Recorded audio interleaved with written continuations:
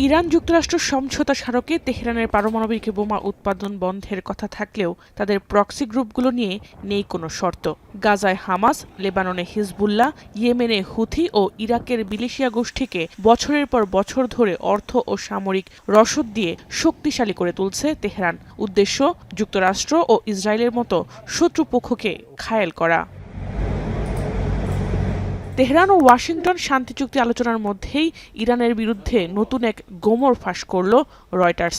বার্তা সংস্থাটি তাদের বিশেষ এক প্রতিবেদনে বলছে, গালফ উপসাগরীয় দেশের মার্কিন ঘাঁটিগুলোতে হামলার জন্য ইরাকে গোপন এক সেল তৈরি করেছে ইরান, যা পরিচালিত হচ্ছে ইরাকের যোদ্ধাদের মাধ্যমে। তবে সেই সেলে কি পরিমাণ অস্ত্র গোলাবারুদ মজুত রয়েছে সে বিষয়ে কিছুই জানায়নি সংবাদ মাধ্যমটি।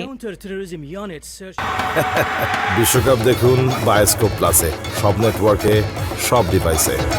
প্রতিবেদনে বলা হয়, ইরাক ভূখণ্ডে ৩ থেকে ৪টি সেল তৈরি করেছে ইরান। প্রত্যেকটিতে মিলিশিয়া গোষ্ঠীর ১০ জন এলিট যোদ্ধা দায়িত্ব পালন করছেন, যাদের সবাই শিয়া মুসলিম।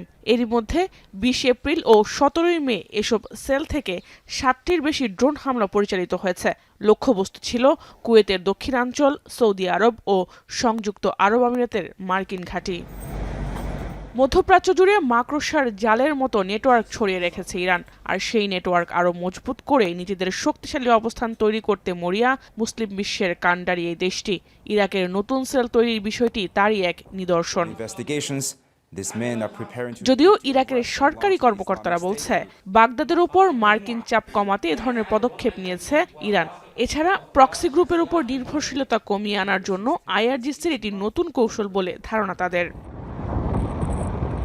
এর আগে ইসরায়েলও ইরাকে গোপন ঘাঁটি তৈরির দাবি করে, সেখান থেকে তেহরানে হামলা চালিয়েছে বলে জানায় আইডিএফ।